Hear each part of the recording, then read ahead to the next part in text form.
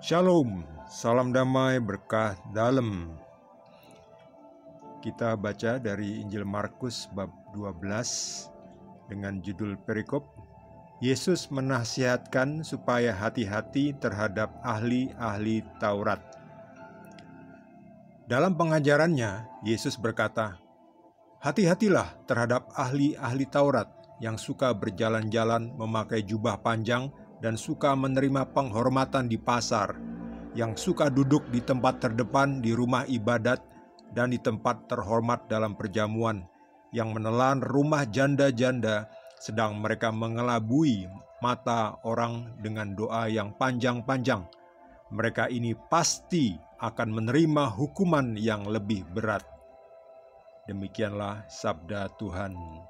Terpujilah Kristus. Kita lihat dari perikop ini, Yesus memberitahu orang-orang Yahudi untuk berhati-hati terhadap ahli-ahli Taurat,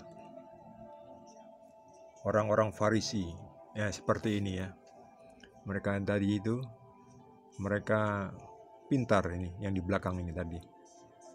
Mereka itu pintar dalam hal teori, tapi sikapnya sangat munafik ya, orang-orang ini ya, tadi. Mereka itu memberikan ajaran yang berat-berat, tetapi mereka sendiri ini tidak mau memikul.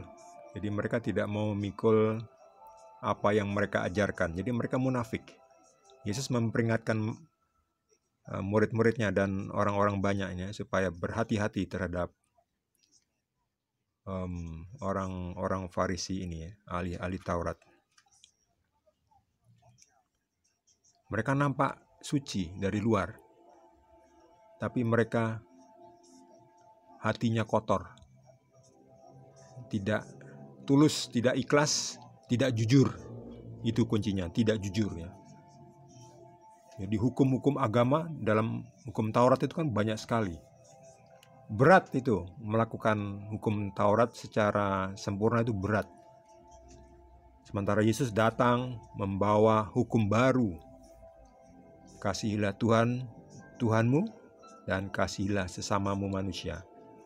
Jadi hukum-hukum yang lain itu bersumber kepada situ. Jadi kalau hukum itu yang dibuat tidak kembali mengacu kepada kasihilah Tuhanmu dan sesamamu manusia, berarti hukum itu mungkin bukan berasal dari Tuhan, tetapi malah dari roh kegelapan.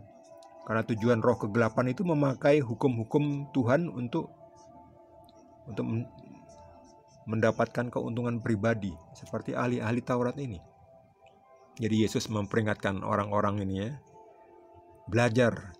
belajarlah hati-hati. Ahli-ahli Taurat, orang-orang Farisi, mereka suka memakai pakaian-pakaian yang jubah-jubah panjang, pakaian yang nampak suci, bersih, tapi hati mereka kotor.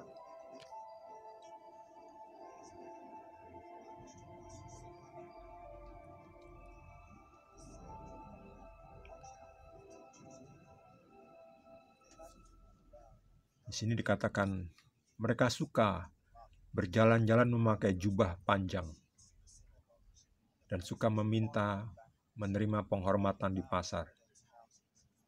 Suka duduk di tempat terdepan di rumah ibadat.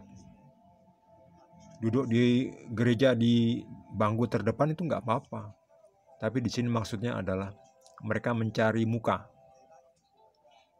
Sementara sekarang ini di gereja banyak yang senangnya duduk di belakang. Mungkin malu, mungkin tidak mau dilihat orang lain. Tapi motivasinya ya, kalau di sini ahli-ahli Taurat itu suka duduk di tempat terdepan tuh dengan tujuan mencari muka, mencari penghormatan. Mereka ini pasti akan menerima hukuman yang lebih berat. Jadi karena niatnya tidak benar, tidak suci, itu mereka akan menerima hukuman. Inilah orang-orang yang munafik. Bagi saudara yang mendapat pencerahan dari Tuhan, boleh juga berbagi. Yang belum subscribe, jangan lupa di subscribe. Silahkan tulis komentar bagaimana pendapat Anda tentang perikop ini. Terima kasih.